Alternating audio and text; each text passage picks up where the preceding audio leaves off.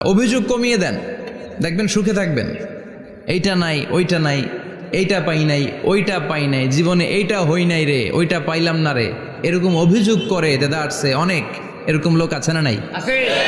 এরা অসুখী, এরা অসফল।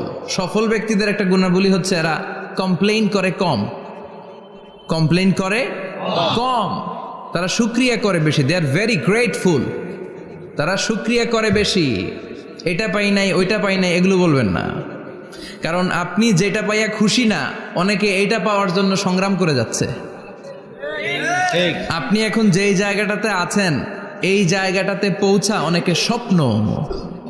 আপনি এটা পেয়ে খুশি না, কিন্তু আপনার জায়গায় পৌঁছার জন্য অনেকে স্ট্রাগল করে যাচ্ছে, সংগ্রাম করে যাচ্ছে। আপনি যেই পজিশনে আছেন, শুধু এই পজিশনে আসাটাই অনেকের স্বপ্ন। তো শুকরিয়া করবেন না কেন? এজন্য সব সময় আমাদের বেশি বেশি শুকরিয়া করতে হবে কার?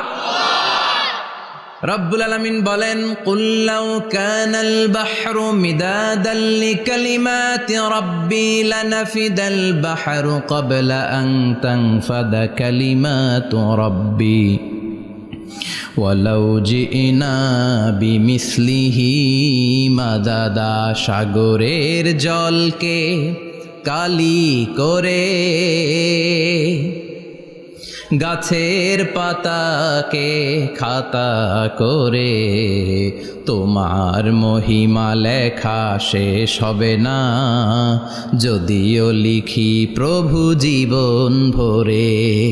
সাগরের জলকে কালি করে, গাছের পাতাকে খাতা করে, তোমার মহিমা লেখা শেষ হবে না, যদিও লিখি প্রভু জীবন ভরে।